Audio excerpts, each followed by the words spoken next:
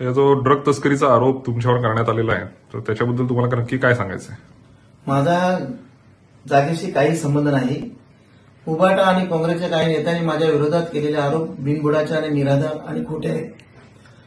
केवळ सनसनाटी निर्माण करण्यासाठी ते केले जात आहेत. एमडीचा साठा जिथे सापडला ती जमीन भोईन शेतकऱ्यांच्या मालकीची आहे. तो कारखाना किंवा जमीन माझ्या मालकीची नाही. ती जमिनीशी माझा कोणताही संबंध नाही. माझ्या मालकीच्या कोणत्याही जागेवर छापा टाकलेला नाही. जिथे छापा पडलाय ती जमीन जमिनीपासून 2.5 ते 3 किलोमीटर आहे.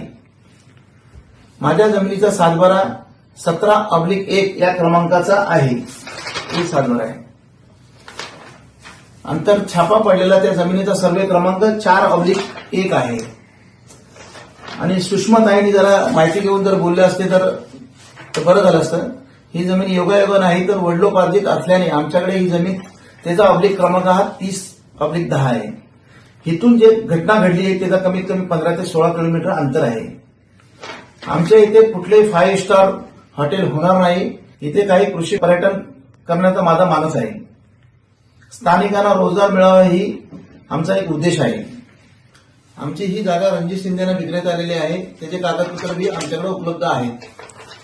रणजित शिंदे हा कुठे फरार झालेला नाही, तो गावातच आहे. तुम्ही त्याची खात्री करू शकता. पोलिसांच्या एफआयआर मध्ये बी रणजित शिंदे यांच्या नावाचा कुठेही उल्लेख नाही.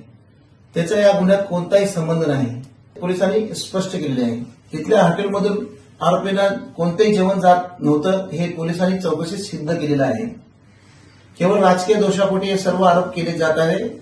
आमच्या कुटुंबाला बदनाम कट रचला जातोय. बदनामी करणाऱ्या कायदेशीर नोटीस मी देणार आहे.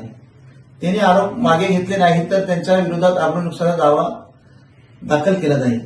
आणि जे आरोपी या गुन्ह्यामध्ये पकडलेले आहेत त्यांना सक्त आणि कठोर कारवाई झाली पाहिजे या मताचा मी आहे.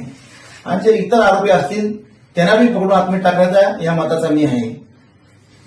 तर मी एक मीडियाला विनंती करतो, खोटे आरोपींना बळी न पडता वस्तुस्थिती तपासून बातम्या प्रसिद्ध करावी ही विनंती मी करतो.